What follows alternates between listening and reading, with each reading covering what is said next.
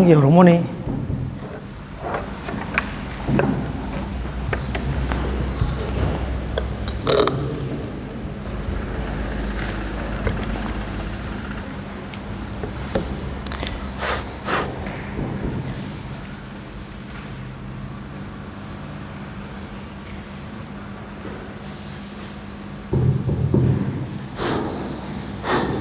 Cek. Tambah lagi Pak Andika.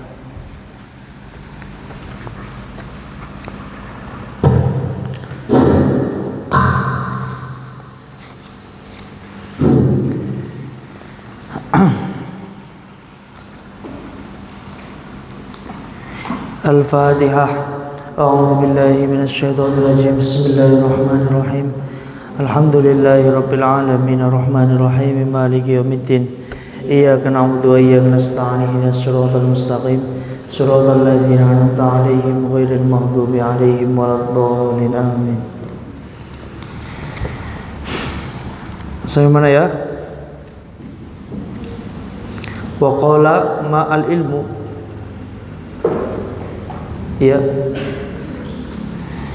Bismillahirrahmanirrahim. Qala al-musannifu rahimahullah ta'ala wa nafa'ana bihi wa bi'ulumihi fid dharain amin. Rabbi ishrah li sadri wa yassir li amri wa hlul 'uqdatam min lisani yafqahu qawli wa ba'du. Qala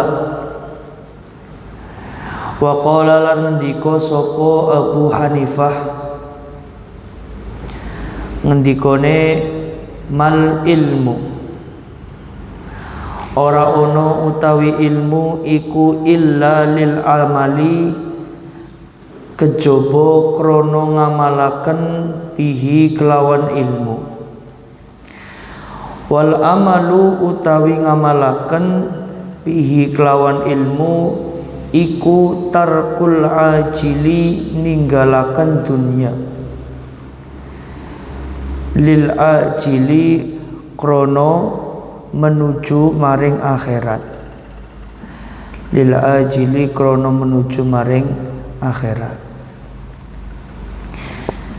Bab sebelumnya menjelaskan tentang pentingnya ilmu, pentingnya seseorang santri, murid atau semuanya itu untuk mempunyai ilmu.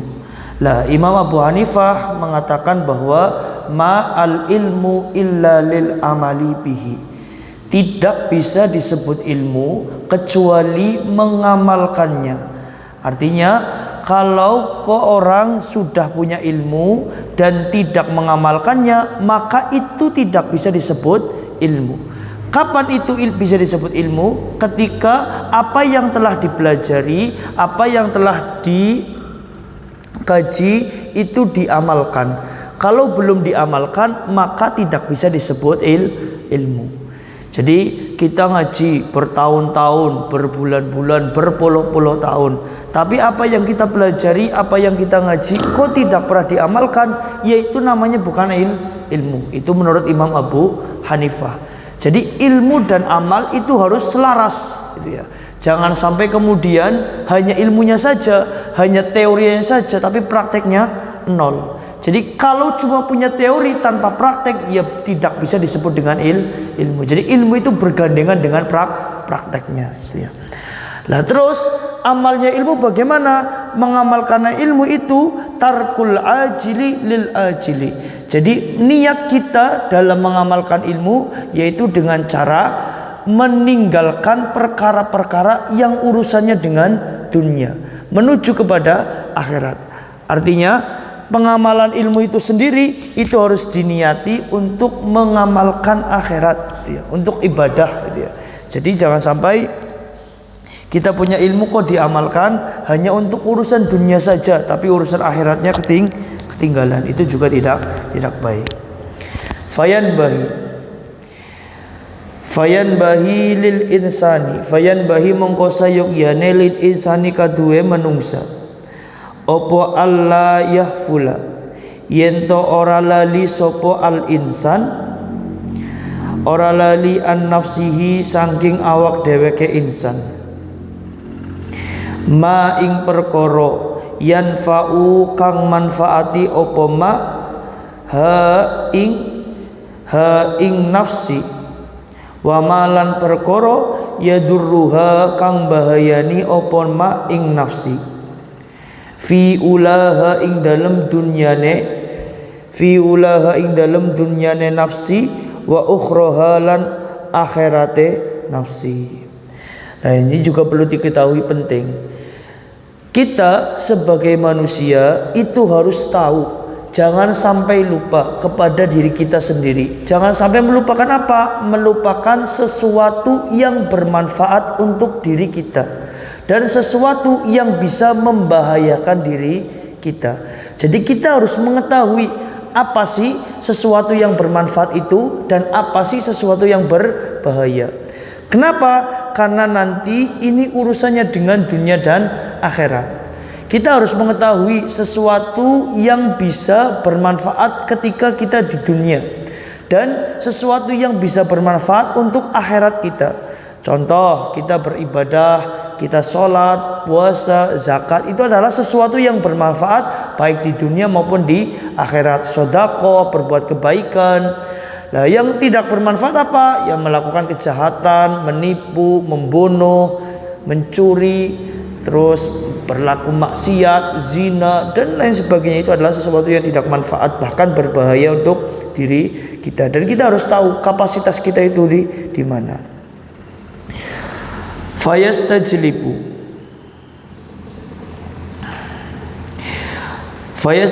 mongko amrih narik sopo al insan ma ing perkara yanfa'u kang manfaati opo ma ha ing nafsi wa yajtanibu lan ngatohi sopo al insan ma ing perkara yadurru kang bahayani opo ma ha ing nafs kaila yakunu supaya ono opo akluhu akale insan wa ilmuhu lan ilmune insan iku hujjatan dadi hujjah alaiha ing atase al insan fayasdadu mongko dadi tambah sopo al insan apane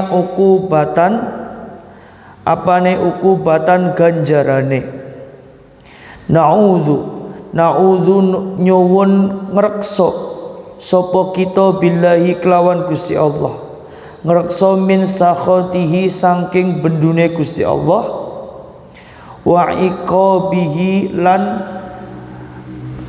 iqabihi boleh lan siksane Gusti Allah. Lah setelah kemudian kita mengetahui mana yang manfaat, mana yang bahaya, maka kita akan menjauhi sesuatu yang berbahaya dan mengejar sesuatu yang bermanfaat. Agar apa? Agar akal dan ilmu kita itu bisa menjadi hujjah untuk diri kita. Ketika ilmu kita, akal kita sudah menjadi hujjah, maka Allah akan memberikan ganjaran kepada kita. Dan yang paling penting, kita harus selalu meminta perlindungannya Gusti Allah. Kita harus selalu meminta pertolongannya Gusti Allah. Agar apa? Agar kita tidak dibenci oleh Gusti Allah dan agar kita tidak diberikan sanksi oleh Gusti Allah. Waqad warada lan teman-teman wis tumeka fi manaqibil ilmi ing dalem pira-pira agunge ilmu. Wa fadhailihi lan pira-pira keutamane ilmu. Apa ayatun pira-pira ayat wa akhbarun lan pira-pira hadis. Sahihatun kang sahih, masyhuratun kang masyhur. Lam nastahil kang ora ketungkul sapa kita bizikriha kelawan nutur ayatun wa akhbarun sahihatun. Kaila yatula supaya ora dadi dawa apa alkitabu iki kitab. Nah, sebenarnya banyak sekali hadis dan ayat-ayat Al-Quran yang menjelaskan tentang keutamaannya ilmu, yang menjelaskan tentang fadilah-fadilahnya ilmu. Hadis juga banyak yang kemudian hadis-hadis sahih yang menjelaskan kehebatannya ilmu dan kewajiban kita sebagai umat Islam untuk menuntut ilmu. Tapi kata Syekh Hasanuddin, kalau kemudian ini dijabarkan semua, wah kitabnya terlalu tebal. Mungkin ini sudah cukup untuk mengingatkan kita bahwa ilmu itu adalah sesuatu yang sangat penting, dan mengamalkan ilmu juga tidak kalah penting, gitu ya. Jadi tidak hanya kemudian belajar saja, tapi harus diamalkan ilmunya itu ya.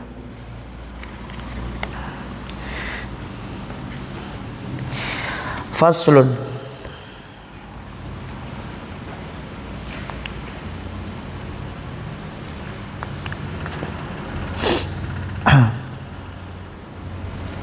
Coba ya, kan apa namanya, semalam itu kan kalian tidur jam berapa sih? Pada apa, jam 1, jam 2? Kayaknya HP dikumpulkan kan sudah kan? Apa putra ada yang nggak dikumpulkan? Coba belajar bangun lebih asik lagi lah ya. Masa jam 4 itu belum jam 4, jam 5 belum azan itu ya. Isin karo wong desa itu ya. Adzan sampai qomat masih belum ada yang jadi makmum itu ya. Ini diamalkan ilmunya itu. Tahu bahwa sholat terbaik adalah ketika sholatnya tepat waktu, ya diamalkan. Tangin aja kawanan. Itu kalau bisa ada kiper itu ya, ada yang jaga itu. Malam-malam ada yang tidur satu untuk membangunkan, biar misalnya jaganya dibagi 2 shift. Jam 1, jam 2, jam 3, jam 4 sama jam 5. Pertama jam 1 sampai jam 2 misalnya nggak tidur. Nanti yang jam 2 bangunin satu lagi terus tidur. Yang satunya jaga sampai jam 4. Jam 4 itu bangunin lagi dan seterusnya itu ya. Biar nggak tidur semua. Ini bukan sekali 2 kali ya, udah beberapa kali terjadi itu ya. Kalau sekali 2 kali ya nggak apa-apa itu ya. Tapi kayaknya ini terus itu ya, setiap subuh kayaknya telat terus. Coba mulai dievaluasi lagi. Kalau memang kemudian tidak bisa bangun subuh, ya maka tidurnya yang dikasihkan itu ya. Jam 11 itulah tidur itu ya. Jangan terlalu malam. Kalau memang tidak bisa bangun subuh itu. Tapi kalau bisa ya nggak apa-apa itu ya. Tidurnya jam 12, jam 1, jam 2. Yang penting subuhnya tanggung jawab. Ini kalian wis bangunnya telat, nanti sekolah juga di kelas tidur lagi ya. Itu kan orang imbang gitu ya. Ya nggak apa-apa kalau memang di pondoknya benar-benar belajar, benar-benar subuhnya itu tanggung jawab itu ya. Siangnya tidur itu nggak apa-apa, colong-colongan. Tapi jangan dijadikan mondok itu jadi alasan untuk tidur di sekolah itu ya. Ya ini subuh-subuhnya bangun itu ya. Dicek masjidnya udah nyala belum, udah ada yang azan belum, udah ada yang nyiapin masjid belum itu ya. Itu penting itu ya. Jangan sampai telat terus. Mana-mana telat ya, kurang bagus itu ya. Kurang bagus. Faslun utawi iki kono fasal sewiji fin niyati ing dalem mertelaaken niat fi halit ta'allumi ing dalem tingkahe belajar. Summa la buddha nuli wajib lahu kadwe santri minan niyati saking niat fi zamani ta'allumi ing dalem wayahe belajar, fi zamani ta'allumil ilmi ing dalem wayahe belajar ilmu. Izin niyatu krono utawi niat, hiya yo niat iku al aslu dadi dasar fi jami'il ahwali ing dalem sekabehane piro-piro tingkah. Lah orang kalau kepengin belajar, santri, murid, siswa semuanya itu hukumnya wajib untuk niat ta'allum, niat belajar, niat mencari ilmu.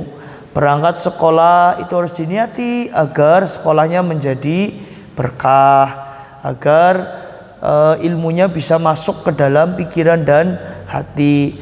Mondok juga diniati, ngaji juga diniati. Sesuatu itu semuanya butuh niat. Kenapa? An-niyatu hiya al-aslu fi jami'il ahwal. Karena niat itu menjadi dasar setiap perbuatan. Jadi kalau ada perbuatan tanpa niat, ya tidak sempurna. Kalau ingin perbuatannya itu sempurna, maka harus diawali dengan niat. Kita kepingin bekerja, ya harus diniati untuk kerja. Kerjanya untuk apa? Untuk cari nafkah, untuk nabung, untuk membuka usaha. Kita pengen jadi pembisnis yang sukses, ya harus diniati. Kepingin jadi pemain bola, ya harus diniati. Kepingin jadi pemain voli, pemain bulu tangkis, ya harus diniati. Apalagi ngaji, apalagi belajar. Jadi niat itu adalah dasar yang sangat penting. Kalau kita melakukan sesuatu tanpa niat, maka sesuatu yang kita lakukan itu tidak mungkin bisa menjadi sempurna. Makan harus ada niatnya, minum harus ada niatnya. Semuanya itu membutuhkan niat. Agar apa? Agar sesuatu yang kita lakukan itu berdasar. Jadi tidak melu.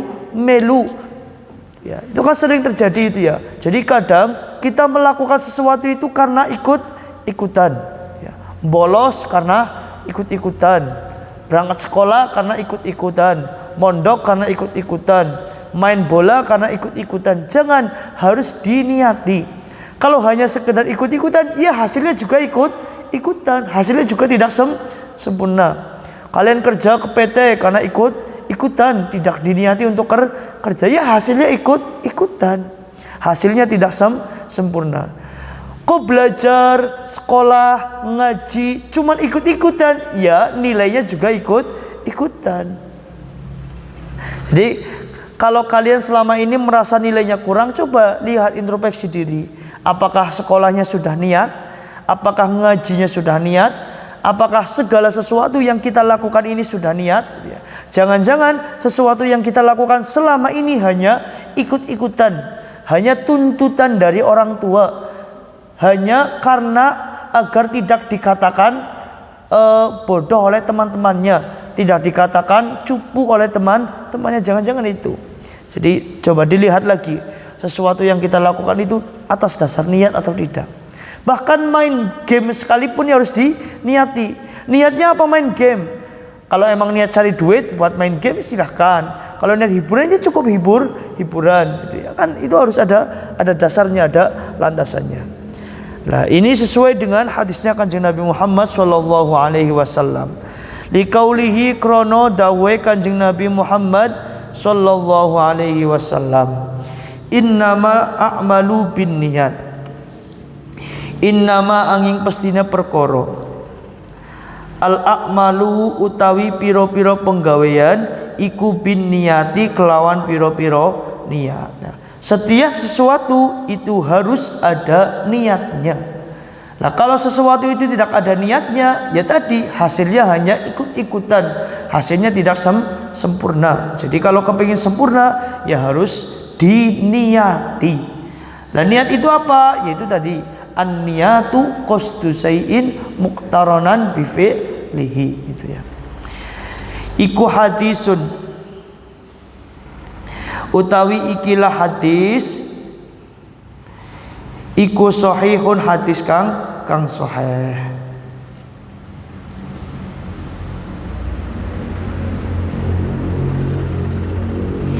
Wa an Rasulillah sallallahu alaihi wasallam. Wallahu a'lam bissawab. Al-Fatihah. A'udzu billahi minasyaitonir rajim. Bismillahirrahmanirrahim. Alhamdulillahi rabbil alamin arrahmanir rahim maliki yaumiddin. Iyyaka na'budu wa iyyaka nasta'in.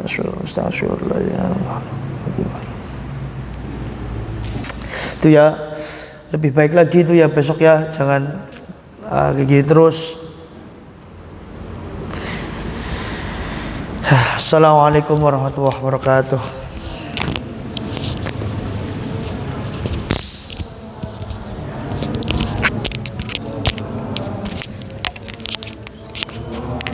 panas cuman. Wah.